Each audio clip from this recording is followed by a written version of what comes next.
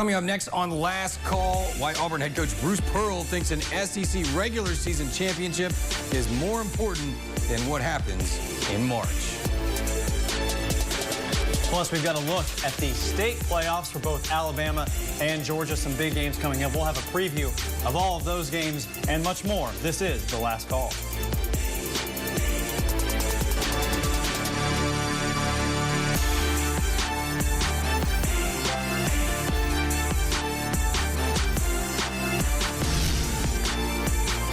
Well, this is it. You're here. Welcome. You made it. This is The Last Call. It's our very first show, and we're excited to have you here. There's a lot in store. We have the Auburn Tigers, though. They're obviously the talk of the town that everybody has been talking about, including ourselves. The Tigers are in first place in the SEC. Impressive for a team that was projected to finish 9th in the conference. Not 9th in the country, 9th in the conference. The Tigers only need one win in their only need one win to clinch the SEC title. That would be their first since 1999. The number 12 team in the nation has dealt with the Chuck Person corruption scandal, which cost them 2 of their best players before the season started, as well as injuries, of course. Bruce Pearl is a semifinalist for Coach of the Year, and he says his focus right now is getting that title. The prize of a regular season conference championship is probably every coach's dream. I know everybody pays attention to March and to the victor go the spoils in postseason and tournament play. I get all that. But as a coach and a grinder and a teacher, the treasure of a regular season championship is you can't compare it. I think we've all faced times where we were underrated, and we just used that chip of being underrated to showcase like we are actually good players. Auburn remains 1 game ahead of Tennessee in the SEC standings and can still clinch a share of the regular season conference title when they travel to Arkansas on Tuesday night. Hey there, I'm Brendan Robertson. Thanks for having me on Last Call. Across the state, the Alabama Crimson Tide fighting for a tournament spot. 17-12 overall, 8-8 in conference play. 2 tough games left for the Tide. They let one get away on Saturday at home against Arkansas, losing 76-73. The Tide trailed almost the whole game. Their 3rd straight loss, but Avery Johnson thinks his undersized team, which has beaten 5 teams ranked in the AP Top 25 at some point this year, has what it takes to get things right at the most important time of the year.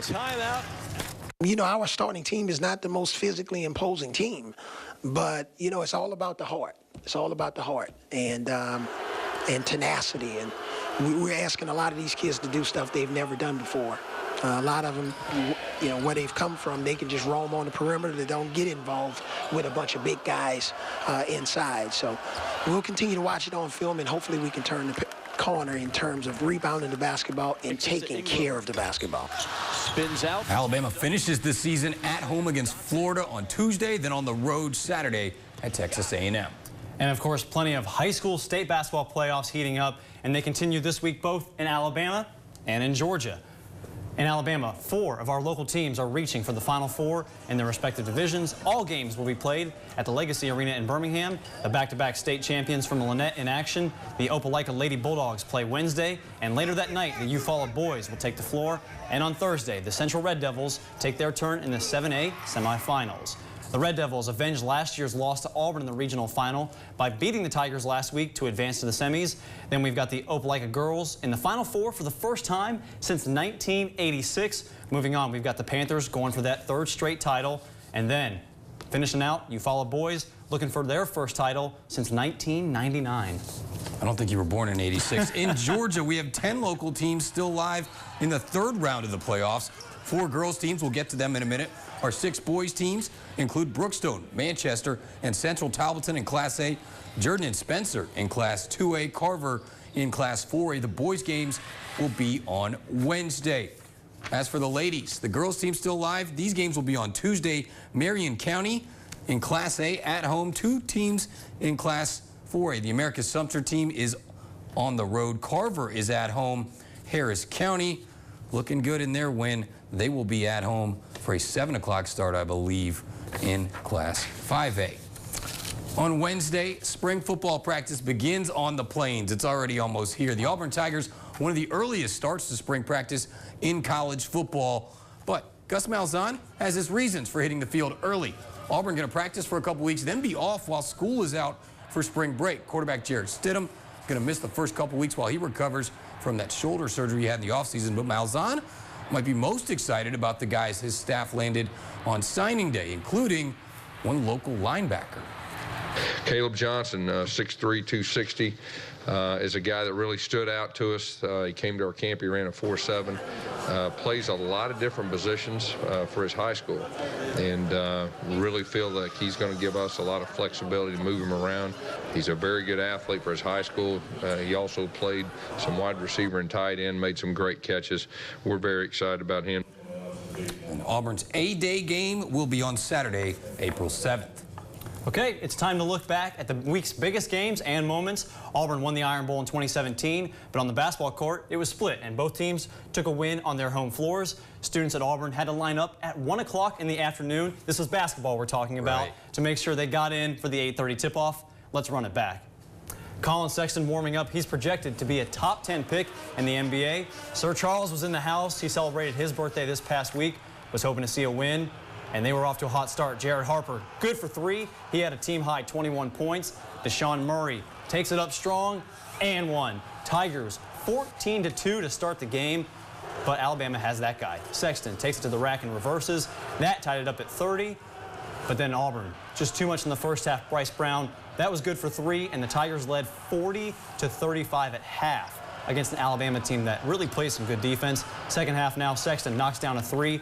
Bama would get within 3 with 12 minutes to go, but they wouldn't get any closer than that. Harper to Chuma Okeke, he stepped up in a huge way, especially after Anthony McLemore went down with a season-ending ankle injury. Here it is, Okeke again, misses the shot, gets his own rebound and puts it back in with the foul. The Tigers win big, 90-71.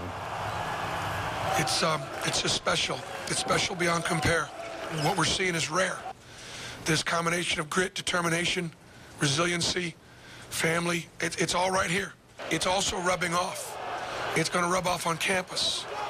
It's going to rub off in the classroom. It's going to rub off with baseball and softball, just like the way the football team rubbed off on us.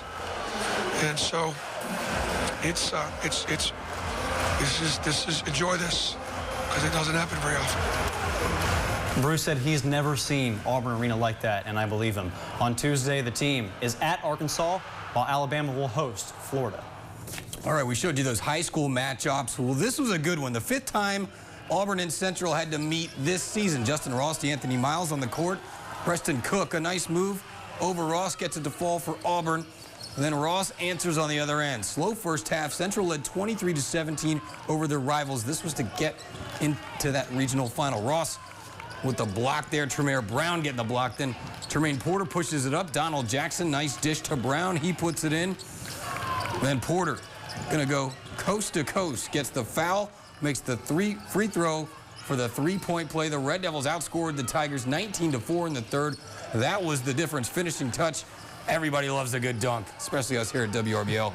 Ross to Brown, throwing it down. Central cruised 62-36, getting revenge. If you remember last year's game, Auburn won in a buzzer beater in this regional final. Those seniors were here last year in this exact game, and Auburn defeated us, you know, and right there at the buzzer. So that's kind of been a thorn in my side ever since last year. So, you know, I was just anxious to play these guys because I probably said it prematurely, but I told you last year after this same conference that we'll be back, and we are. I mean, as a leader, as a senior, I feel like I had to just come out aggressive because I'm trying to make the Birmingham, I'm trying to win the state championship. So I just feel like that was my job, just to come out and do that. And as we mentioned, Central going to play Mountain Brook on Thursday, 2:30 Eastern. That's the final semifinal game for our local teams. The state title game would be on Saturday. All right, now check this out. Baseball time. Auburn baseball team off to their best start since 2001. Earlier this week, down to their last out and trailing Georgia State by a run. Connor Davis hit a ground ball to the right side that deflected off the glove of the first baseman, and that allowed this, the game winner. Justin Venner to right field to score. Jeremy Johnson from second, and let's walk it off. That was the end of the ball game, walk-off fashion. Tigers have a good baseball team. They also have a good softball team. You'll hear about them later on in the show. Now, coming up on the last call, new show, that means new segments. We talk enough about sports like basketball and football and baseball, but what about those teams that don't get much coverage? Well, we're fixing that with the Sports Spotlight, focusing on the sport that gets not as much coverage but deserves more. We'll start with the remarkable season from the Auburn softball team right after the break.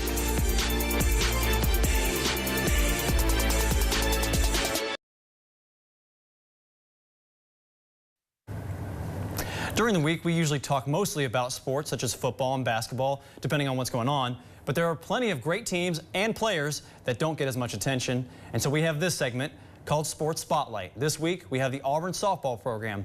Let's take a look. Everybody is talking about the 12th ranked Auburn basketball team, but there's another number 12 Tiger team dominating as well. The Auburn softball team kicked off the season by winning 15 straight games, only the third time in program history they started 15-0. You know, every game is independent of itself, and people talk about slumps, talk about being on a roll. I don't agree with either of those. I think that you have to have a plan. If you don't have a plan, then you're not going to be very successful. So what's been the key so far? You know, we have a good amount of returners, and then the freshmen have done really well. And then, of course, you got Michaela and Kaylee, and you know what you're getting from them. So, you know, I'm really excited for the pitching staff. Those two pitchers, Michaela Martin and Kaylee Carlson, are a big reason why the Tigers lead the SEC in earned run average at 0.41. The team beat number 25 Notre Dame on Thursday, but then suffered its first loss that same day against Wisconsin in the Mary Nutter Classic in California. 2 years ago, the Tigers made it all the way to the national championship, a feat that seems possible once again given the hot start. Oh yeah, I think we all feel good. We're all like getting loosened up, and we're ready to go out there and face some bigger and better teams, and we're just coming together as one unit now. So. Auburn softball, like the basketball team, has managed to rack up wins despite a serious investigation. In August, ESPN released a report alleging sexual harassment, abuse, administrative cover-up, and inappropriate behavior involving assistant coach Corey Myers, the son of former head coach Clint Myers, who retired that same month. As the investigation continues, the team moves forward in a conference featuring 10 teams ranked in the top 25. If you haven't gotten to see the Tigers play yet this year, don't worry. They've got 6 home games coming up next weekend in the Wilson D. Marini Classic. Those teams playing are UNC Wilmington, Western Carolina, and Western Illinois. First game is next Friday at 3 o'clock Central. Still to come on the last call, plenty of college basketball games going on next week to end the regular season. Our panel of quote-unquote experts takes a look at 3 of the biggest games and a surprise pick right after the break.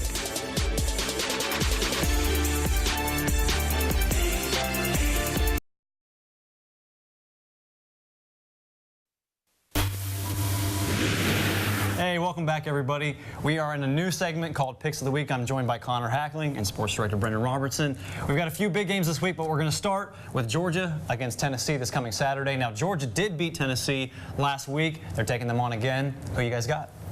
Yeah, despite Yante Maton and everything they did in the first one, I just think Tennessee's on a roll, heading towards the SEC tournament, so I'm going with the Volunteers. Yeah, I think it's between Tennessee and Auburn for best team in the SEC, so I think Tennessee's going to get revenge in this one.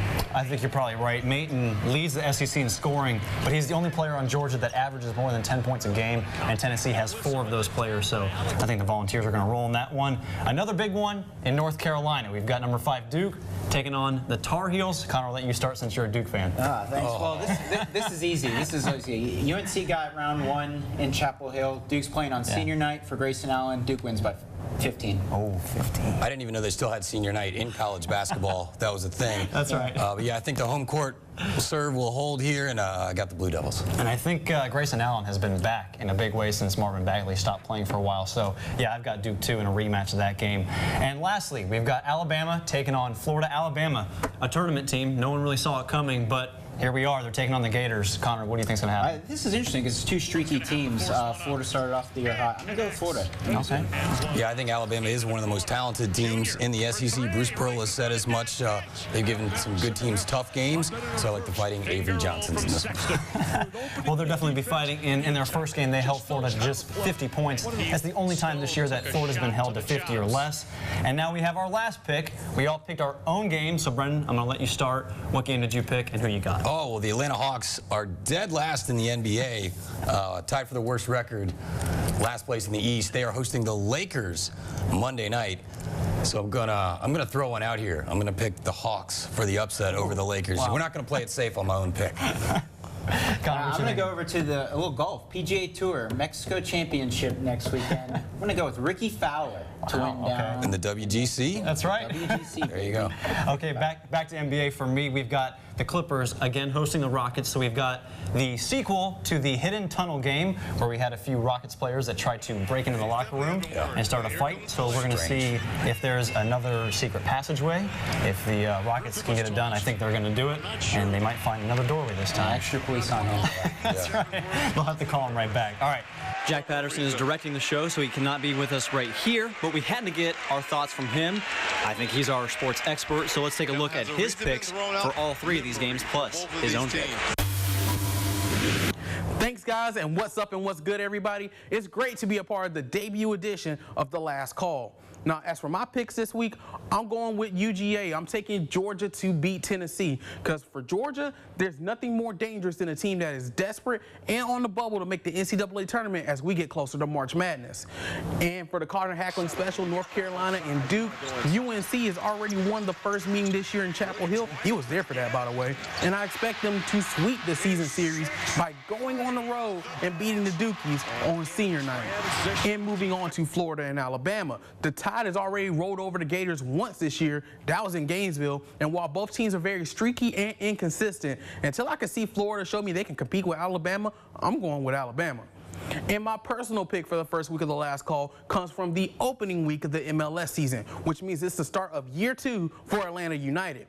They'll travel to Houston to play the Dynamo, and with their core players back, plus a few additions, I have no reason to believe the Five Stripes will lose this one. Now, back over to you guys.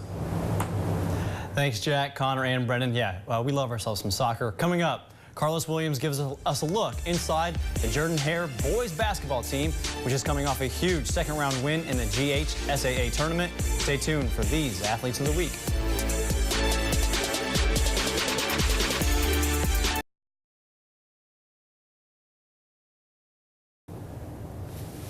The Jordan High Red Jackets basketball team is all set to enter the quarterfinals of the GHSAA playoffs. News 3's Carlos Williams tells us what the Jackets have to do in order to be the best team out there, and they were our Athletes of the Week this week. Here's his report. Well, this new group of Jordan High basketballers resembles some of the Jordan teams from back in the day that played for legendary coach Gerald Turner. They love to run the floor. Running the court, however, and scoring off of defensive turnovers just also happens to be the philosophy of new Jordan coach Ben Bratton. The biggest thing was their defense. Their defense improved, and when they found us, when they were able to play good defense, they could stop people, they could start running, and when we started running, the faster we get going, the better off it is. Meanwhile, this current group of Red Jackets are confident and love the way the team has been playing. They also think they have a chance to go even deeper into the playoffs. I believe we can make it to the Final Four if we all play together and stay as one. I feel like we can do it. I thought we were going to win it. That's how I feel. I thought we were going to win. Now, Jordan won a state championship back in 2007, and they followed that up with a Final Four appearance. But it's been a while since they've even made it past the first round. That's probably why this team is so determined. And the Jackets are currently preparing for that second-round opponent, Monticello High School. I expect, it to be a very good game. I know they got some good guards and some good inside play, and we're just going to come out. We're going to work on what we do best, which is work on our defense and, try to keep them off the boards and then try to get the game as up-tempo as much as possible and get as much transition going as we can. That's our strength, and that's what we're going to try to do. And so we'll say good luck and congratulations to the running, gunning Jordan High Red Jackets, our Cody Road Trophies and Jewelers Athletes of the Week. At Jordan High School, I'm Carlos Williams for News 3 Sports on your side. Gotta love the confidence from that team. They think they're going to win it all. Wow. Coming up, we're going to tell you what the best game of next week is going to be, and a segment we're calling You Have to See This, featuring a buzzer beater from one of our local high school teams. It's coming up right after the break.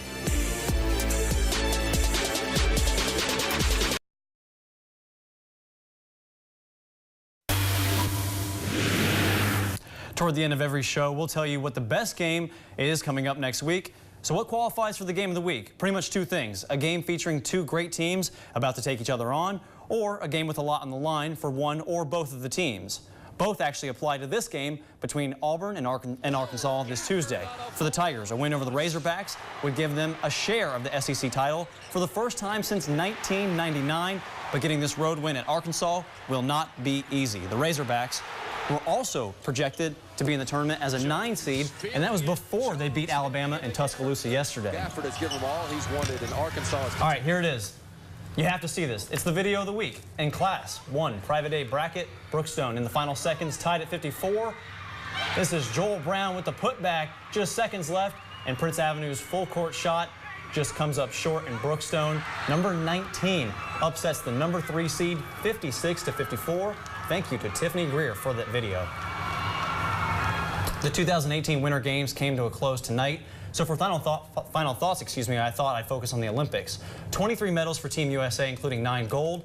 Unforgettable performances from the women's hockey team.